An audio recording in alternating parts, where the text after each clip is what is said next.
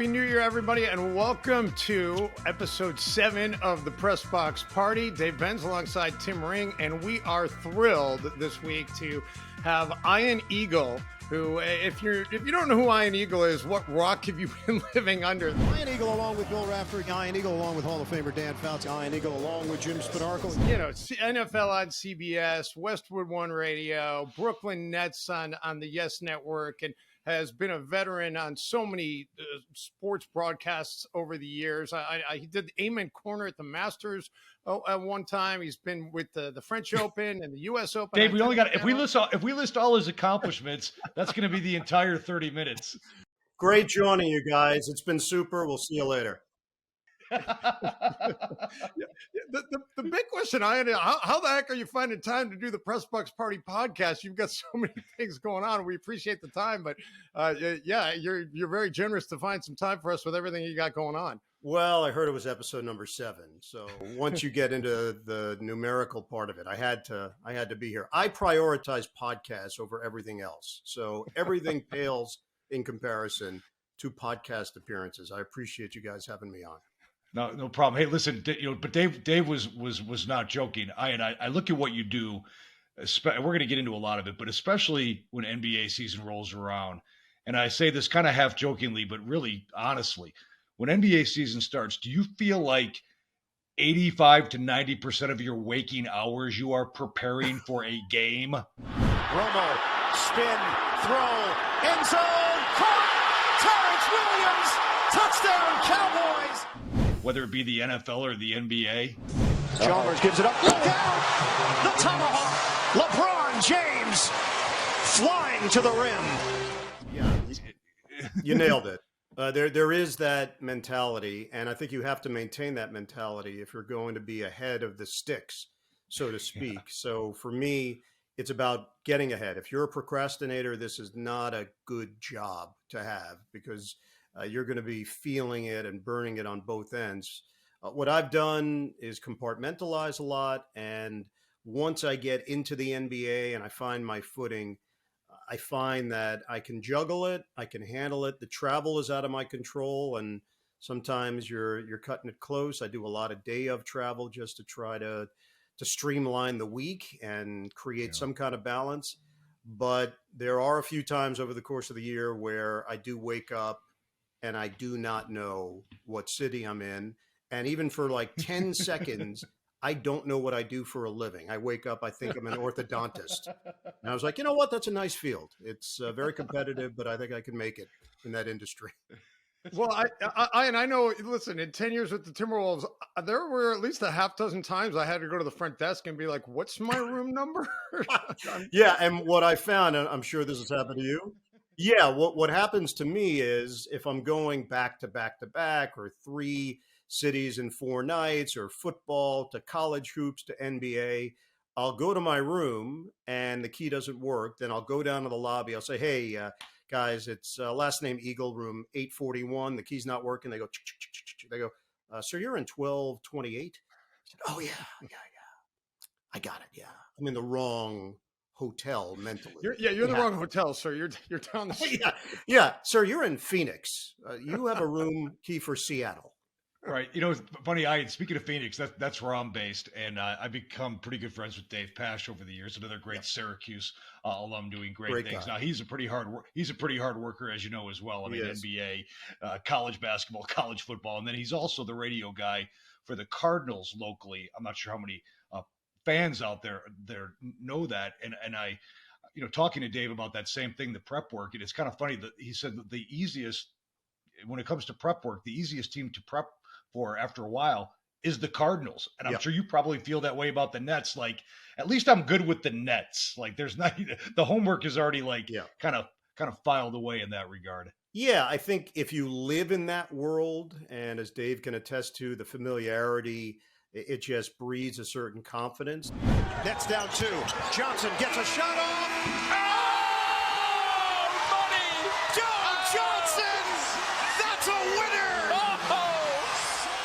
Now, if you want to separate yourself when you do this job, you can't just walk in and I'll call the game. We'll be good to go. There has to be background. There has to be a sense of storyline and narrative. So no animosity whatsoever between you and Jeff? None on my part at all. No, not at all. Don't even think about it. I did notice before the game, you're excellent at darts. You just have a high skill level. And if the game goes south for the 29 years that I've done Nets basketball, let's say, for argument's sake, 18 of the 29 have not been the best of seasons. You better find some other stuff. I feel you, Ian. I feel you. Rebound comes down to Cole Anthony. 1 second, gets it away for the win at the buzzer. Are you kidding me? Oh, my goodness, does that hurt. Going back to the prep work thing, though, I watched your son give the intro for you when you received the award at Newhouse and Mike Tirico, and they did a fantastic video for you. And your son brought up a great point. He said that you still do everything by hand. You haven't embraced doing your notes on the computer yet?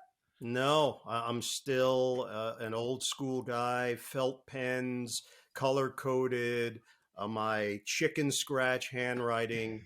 And I think a lot of it is based in what makes you comfortable. When you look down at your notes, and here's the bottom line. For me, writing it still gets it into my brain more than typing it for whatever reason, whether that's just been ingrained in my constitution of doing this, or if there is truly something to that connection that works for me. I just know that it makes me calm and comfortable knowing that I've got my notes. I did it my way. It wasn't something that I cut and paste or took from somebody else. I don't besmirch anyone in how they have to do it. The bottom line is the fans don't know and they don't care for the most part. They just want the information. They want to be entertained. They want to be informed. How do you get from point A to point B to point C? Different broadcasters will give you different ways in how they do it. This is the methodology that's worked for me, so I've stuck with it. It's pretty much the same way I've done it for nearly 30 years in both NFL and NBA. And NCAA tournament is like a fire drill. You get the assignment late Sunday night, usually around 8:30, selection Sunday, and you find out where you're going. And often it's not the place. When you did a scouting report of all the potential cities you could go to, it's not the one that you want. You know, one of the sites you go, oh man, I've seen 5 of these teams. I'm going to be in good shape. And then they call you and they say, you're going to, and it's like slow motion, Spokane.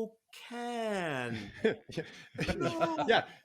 Yeah, there's a site in D.C. and the Nets have a home game, and you're thinking, I'll do my Nets home game, and I'll roll down to D.C. I've had a few of those. I've had a couple double dips where it's worked out in my favor, and then I've had a few that I should not have done. I look back now and say, what the hell was I thinking? Why did I do that? 1999, I believe, was one, in 2000 where I did both. I flew the day off, flew back.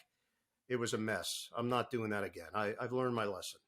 Have you saved any of your notes, Ian? Or are they all going in the trash? Because I saved like 3. I saved when Towns had his 60-point game, and I took it to shoot around the next day, and Towns signed it for me, and I hung on to it. Oh, that's cool.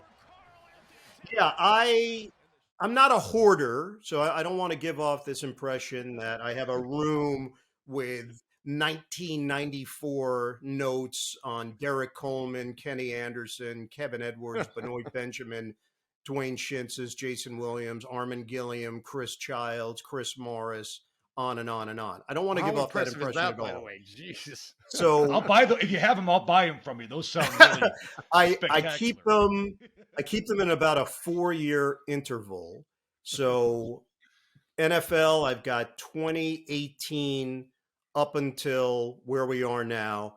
At the end of this season, I will dump the 2018 notes, and then 2019 will be on the on-deck circle to get the old heave-ho. Same for NBA. Keep them for about 4 years, college hoops, 3 years, and then I've just got to purge, or it would not be a livable situation. I'm curious about your journey now. I mentioned the Syracuse thing. Both you guys are actually from Syracuse. I in the school, Dave the city. Apparently, right. Dave couldn't get into the school. Where'd you go, Dave? That's not true. Oswego, the Harvard of the East. What is it? That's right. I worked at JPZ. The A9. We probably were there around the same time, by the way, because I was doing summer relief, and I was looking at your Wikipedia, and it never dawned on me, Ian, that I interned at Channel 5 in Syracuse right before Mike went to ESPN, and Dan Horde was there, and Brian McGowan, I think, was there as well. And so you and I like just missed each other at WTVH back in the day too. Yeah, and John Eves, was John still there as an anchor? John was there, anchor?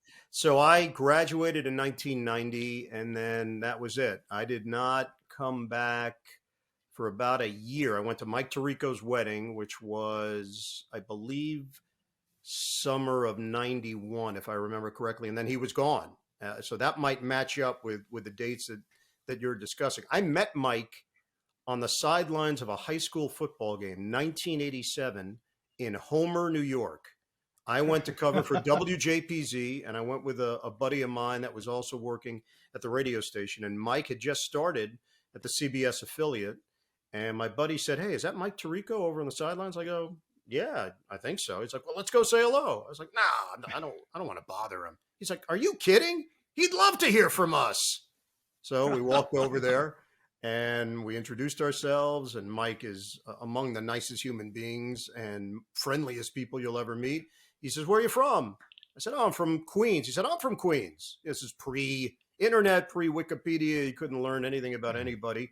And we realized we grew up 15 minutes away from one another. He was in Bayside, I was in Forest Hills, and we really hit it off. He told me to stop by the TV station. I ended up interning there. I ended up producing his shows on Sunday nights, ended up producing a radio show for him, co-hosting the show with him. So it opened up a world of opportunities because he was that inviting a person. And then, of course, he turns out to be one of the great talents in our industry. So just by osmosis, I learned so much being around him, how to handle yourself, how to treat people. And then on the air, he just had this very calming presence that has permeated today. He's just got a way about him, a conversational way to connect with the viewer. And that did resonate with me quite a bit as a young guy. I was only 18 at the time. Did you know as a youngster that you were going to be or you wanted to be a sportscaster, and that's why you went to Syracuse, or did you figure it out along the way? If I read correctly, and you can't always trust Wikipedia, your father was in the entertainment industry, but it was more acting, commercials, and whatnot. Yeah. How did that journey take place as a high schooler, or even before? Yeah, so both my parents were in the entertainment industry. My dad was a comedian, actor, musician. My mom was a singer and an actress. And that's all I knew from a very young age. They met in 1968 at the Playboy Club in Chicago. My father was the comedian. My mother was the singer. And then you can do the math. I was born in February of 1969. So a great night at the mansion. Yeah, whatever vibe. Yeah. Quick aside, everybody on this podcast was born in 1969, so that was a good year. That is true. That's impressive. Great year. Tremendous year. Tranquility Base here. The Eagle has landed. I would say by the age of 8, by 1977, I knew exactly what I wanted to do. How I got to that place, I'm not sure. I was a huge sports fan. I became fascinated with the radio. I grew up a big Mets fan. Bob Murphy was the voice of the Mets, along with Lindsey Nelson and Ralph Kiner. Here's the pitch on the way, and a high fly ball hit deep to left field, way back on the warning track. Reynolds, he jumps, gone, a home run, Dwight Gooden. I found myself listening a great deal on transistor radios, and something about it just seemed really cool, the idea that you could do this for a living. And when I posed it to each of my parents in separate conversations, they both said, "Well, that's what you'll do." That was it. There was no, "Well, I mean, this might be a phase," or "You could do something else. That's not a real career." They were both extremely encouraging and positive.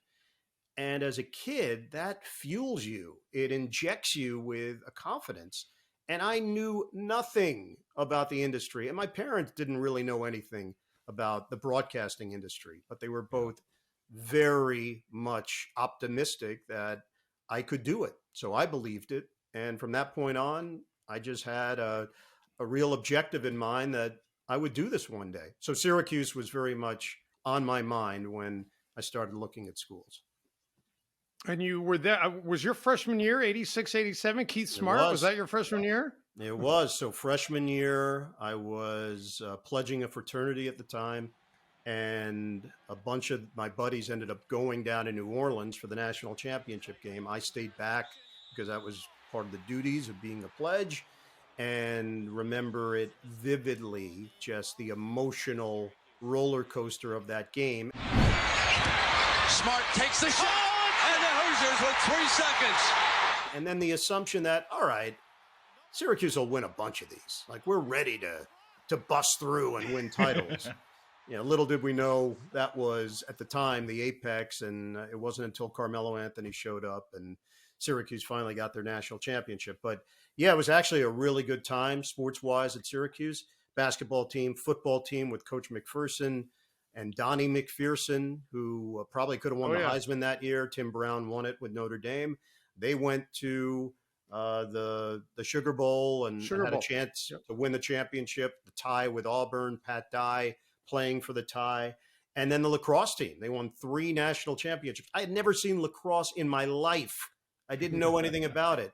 And they end up being the best team in the country with the Gate brothers and John Zolberti and Matt Palum and Rodney Dumpson. Really high quality lacrosse. And I ended up calling it my junior and senior year. And it was a blast. It was a lot of fun. It combined hockey and basketball, a little bit of an amalgam between the two in terms of pace and tone and the energy of it. And it helped. It helped me grow as a broadcaster. So I really do look back on those 4 years. We were very lucky, 86 to 90, to have big time athletics, and the school was cooking in that department. So you called the air gate? Gary Gate behind. I did not. I was not on the call for that game. I think I had pre and post game for that one, but I was involved tangentially on that broadcast, and that was earth shattering. No one had ever seen. And Tim is like, "What are we talking about right now? What is this air?" I got a pretty good Rolodex, but that's a new one for me. Yeah, these guys. It was Paul and Gary Gate. They were incredible. They were so far ahead of their time in lacrosse. And Air Gate, he went behind the net and basically stuffed it. And I think they've now had to change the rule because of it, because they realized that this was an unfair advantage for guys that were athletic, smart, and dexterity, and had the dexterity to do it. And that was the end of that. One reminder on that one, now that you mention it. So my junior year, I'm just starting to do the lacrosse games, and Paul and Gary Gate, Tim, they were identical twins. You could not tell them apart. Okay. So one of the upperclassmen, I asked him, I said, "Hey, look, I have to do post game, so I have to go into the locker room. How do you know which one is which?" And he said, "Well, Gary's got a birthmark on his right cheek." I said, "Oh, really?" He goes, yeah. Everybody knows it. So, just look for that, and then you're good to go on the interview. So they win the game that I'm working. It's my junior year. I walk into the locker room after, and now guys are getting changed, and I'm like checking out basically Gary Gates' ass. And there's no birthmark. That was a fable. And so he turns around, he goes, "What's up?" I was like, "Are you Gary?" He goes, "Yeah." I was like, "Hey, Gary, Iron Eagle." And we did the interview. Basically, all I had to do was ask, "Are you Gary?" So I go back to the guy later that night. I'm like, "Dude, what?" He's like, "You actually fell for that?" Why didn't you just ask him? Well, yeah. How about verbalize? Use your words. Oh, that's terrific. Oh my God, that's crazy. But I was thinking about the Syracuse thing, and I went to DePaul. We're not known for our broadcast prodigies that come out. Yeah. Sarah Kustok. But I was going to laugh because there's two that I know of, me and Sarah Kustok, who's obviously one of your compadre. Hey, that's great company. Yeah, you know what? Not too bad. I'll take me and her. That's good. We're good. Syracuse has 450. We have 2. I like my 2. I like my team. I like my squad. I was thinking, when you look back, people look at different moments or breaks they get in their career right along the way, and you think about man, if that didn't happen, who knows where I would be.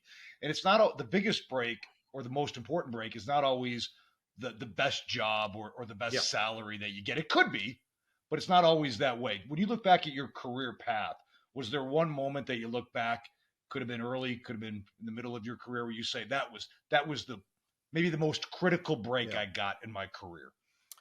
Well, it's probably right out of the gate for me, and I had a decision to make. I'm graduating May of 1990, and I have 2 job offers to be on the air, one in Buffalo, one in West Virginia. And my goal is to be on the air.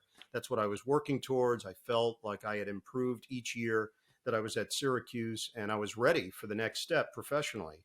I get a call, it was just before spring break of second semester, from someone at WFAN Radio, and I had interned there the summer of '89. And she said, "Hey, we've got a job opening. It's a producer job. I was asked to call you to see if you want to interview for it." And my first instinct was, well, I don't want to be a producer. Why would I interview for it? But I said, yeah, I'd love to. I'm going to be back home for spring break. Do one of these dates work? Yep. We locked it in, and away I go. I called a buddy of mine at WFAN at the time, Eric Spitz, who was vacating the position he was in, going to a different position. And I said, "Hey, what's the deal with this?" He said, "Look, you're not going to get the job. We've got 3 people in-house that are highly qualified, but it would be a really good experience for you to interview and get a feel for that." So I went in not expecting anything, went in for the interview and hit it off with the program director, Mark Mason.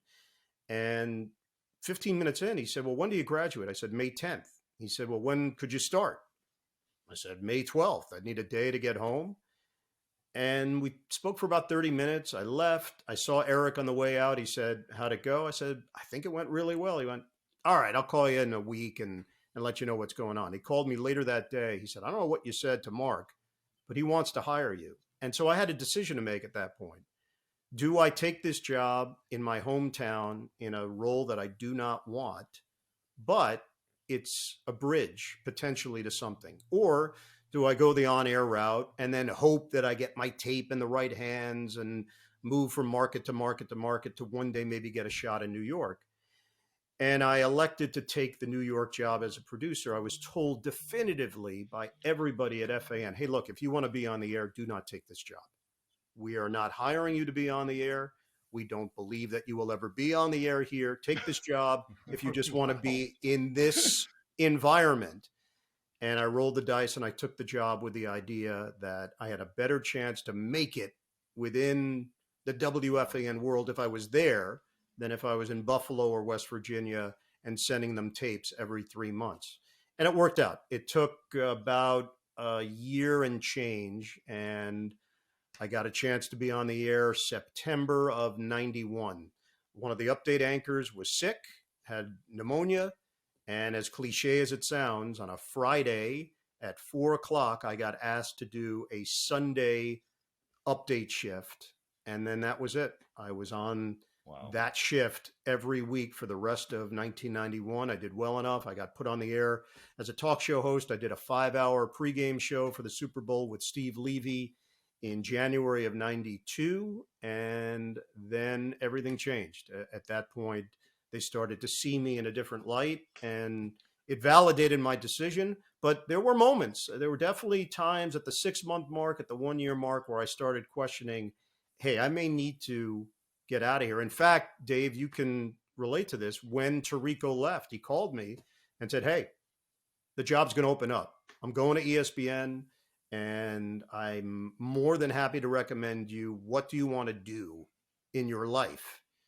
And I grappled with it. Do I go back to Syracuse? Do I give this a shot? They didn't guarantee me the job by any stretch, but I would have had a chance at it. And I elected to stay, and obviously thought New York was the place to be. So I stuck it out.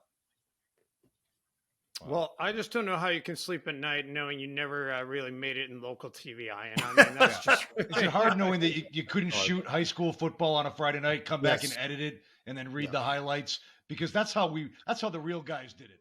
Yeah, what I think I'm going to do now, because you guys mentioned this, I'm going to pull like a sportscaster Billy Madison, and I'll just go back and redo all the steps so I can experience all the stuff you missed. Yes, exactly. You can go back and make $16,000 a year too while you're at it. Yeah. So the FAN job was 20,500, and I had to fight for the 500 like no one's business. They offered 20,000. I countered with 21, and it was like tooth and nail. We got to 20,500 at the end. That's awesome. So, hey, I do want to ask you. You've done so much, Ian, and you've worked with so many broadcast partners, and you're working with Charles Davis now in football, and you've worked with Raf, who's just absolutely amazing. The few times I've gotten to meet him, and we mentioned Sarah, and the list goes on and on. Do you have any clue how many broadcasters you've actually partnered with over the years? Steve Lavin, Chris Webber, Clark Kellogg, Solomon Wilcots, Kelly Tripucka, Sarah Kustok, Brett Barry, with Bill Rafter, Jim Spanarkel, Hall of Famer Dan Fouts. Well, if he was so good, he wouldn't have so many partners. I added one the other night. Joe Thomas, the former 10-time Pro Bowler with the Cleveland Browns, did a Westwood One broadcast. And he was outstanding, by the way, really smart and insightful. He did an excellent job. He has a chance to be really good at this. So that was Dallas, Tennessee last week. And I believe the number is, I believe, at 183 now, different partners that I've had across all of the sports. So I've got to just update the number. I've got to put him into the database. It's funny you mentioned Raf, because I was doing a game with him, maybe my second year, and we met for lunch, at which were the best of times, like really just to hang with Bill. I was incredibly lucky to draw him as my partner because he is so genuine and so real on the air, off the air. And it was this shining example of how to do this job and how to conduct yourself. And we're having lunch in Milwaukee at the hotel. And I asked him, I said, hey, how many different partners have you had during your career? And this is probably 1996. So he takes out a napkin and he starts jotting down names, different names that he had. There was Jim Kelly, Brad Nessler. He's just jotting down names. And he gets to like 22, and then he stops. He's like, oh, I don't know. And he crumples up the paper and tosses it. And I thought to myself in that moment, you know what? I'm going to keep track.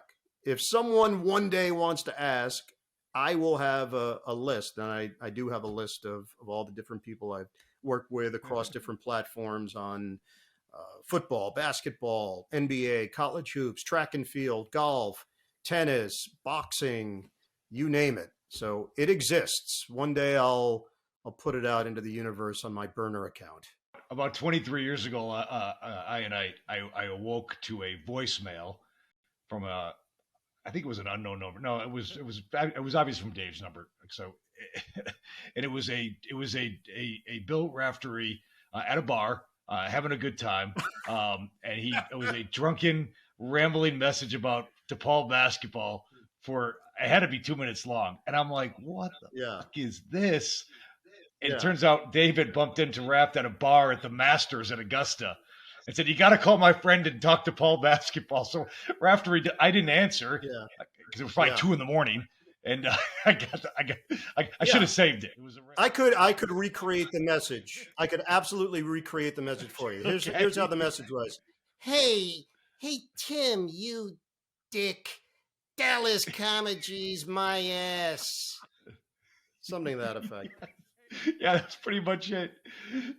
That was pretty much. We got a couple minutes, Dave. We got.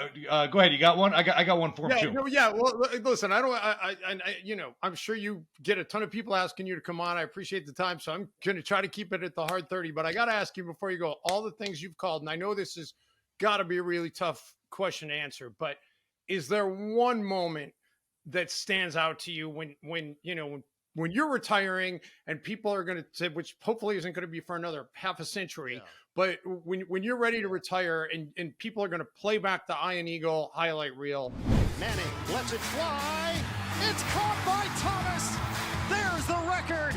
51 touchdowns. Bosch has got it. Clears. Allen's fired. Oh! Ray Allen. 2 seconds. 1 second. Chioza tosses it up. Oh! A miracle. Here's for the lead. Oh, he's got it. The truth delivers. Tyreek Hill, game-breaking speed. Oh, no.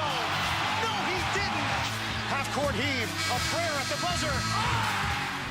What is going to stand out in your mind as your singular moment? Oh man, I don't think they could find the highlight, but in terms of the moment itself, I had gotten hired for a number of years to do the world feed for the NBA Finals, which was tremendous. You're calling the biggest games; they're airing in English-speaking countries outside of the United States. So sometimes it would air in Canada, it would air in the United Kingdom. It would air in Israel. It would air in the Philippines. I'm huge in the Philippines. I can't walk the streets. People would be blown away. No, they don't know me. But I got to do the Bulls Jazz, that series that ended up being Michael Jordan's last game as a Bull. It's game 6. It's 3-2 Chicago. Utah's on the verge of tying this series 3 apiece at home. Our broadcast location was in the stands. We were not courtside. We were upstairs, and basically the fans were with you. They might be one row in front of you. They might be one row behind you.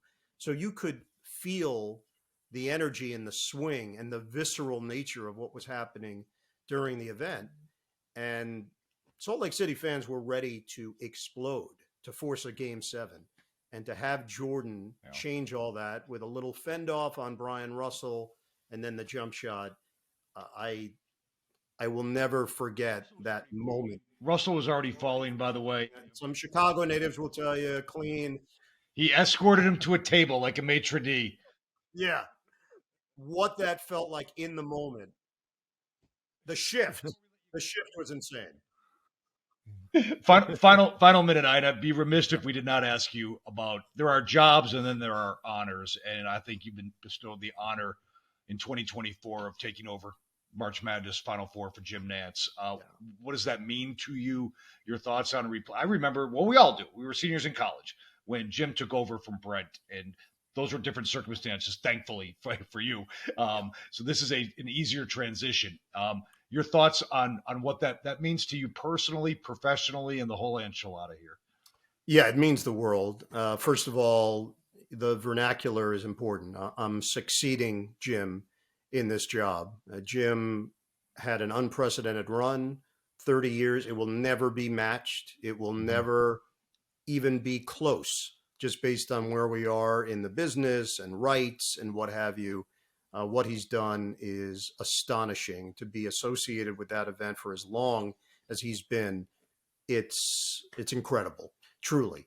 The responsibility that I feel in taking over is large because I recognize how important it is for people, the festival that is the NCAA tournament and the Final Four in particular. Now, on the practical side, as both of you can relate, nothing will change for me. I'm not going to call the game any differently. I'm not going to prepare any differently. If anything, in a bizarre way, the games are easier compared to the ones that you do earlier in the tournament, where you've got to really dig in and find out factoids about players and teams you've really never heard of. Notable alumni, Michael Strahan, we know he's watching, and Megan the Stallion. I believe she sent a message to the team. If they're going to rebound, they have to use their body, yaddy, yaddy, body, yaddy, yaddy. When you get to the Final Four, more often than not, it's teams that are very much part of the college basketball landscape that you see day in and day out. And I put it this way because I really, truly mean it. Don't screw it up. Just get out of the way. Let the action speak for itself. Enhance it and complement it when necessary. If it's Bill Raftery and Grant Hill next to me, 2 of the best guys doing it, 2 of the best people. So buckle up, get ready for the ride, but don't get in the way. Let the game breathe and speak for itself. That's going to be my philosophy when the times come. Well, you're going to crush it. You're going to crush pretty it. confident you got that nailed. You're going to could not have hired a better guy. And I'm not just saying that because you're really sitting here with us today. That is a home run decision by them, and I hope you do it for 30 years. Maybe 25. Yeah. I think we would have to adjust our year of birth to 1989 in order for the math to work. But I'm excited about it. Thank you, guys. Yeah. Well, Ian, listen, I appreciate the time, and feel like we could probably talk for 2 hours, Absolutely. but I know your time is valuable, and this is great stuff. And continued success to you, my friend. And we'll look forward to hearing you on the call for the playoffs for the NFL. And as the Nets are having a magical season right now, hopefully they make a deep run, and hopefully during your time calling the Final Four, we get Syracuse back in a Final Four, and you can call that as well. And DePaul. I want and that DePaul. DePaul national championship game. Can we just make the freaking tournament and then we'll worry about the Final Four? Hey, Tim, enough with your DePaul bullshit. Pat Kennedy, Quentin Richardson. It was right around that era, so there's a lot Exactly. of Raft is probably Raft and Kennedy probably threw back a few in the day at some point. Hey, I'll give you a marker wire right here.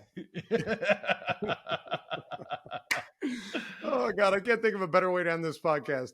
Hey, Ian, man, I appreciate the time, and Tim, we will we'll chat again soon as well. And thanks everybody for checking out the PressBox podcast. Make sure you're following us on Twitter at PressBox Party, PressBox _ party, and then also you can check out the archives on YouTube and check us out on No Filter as well. And for everybody on this podcast, thanks so much for checking us out, and have a very happy New Year.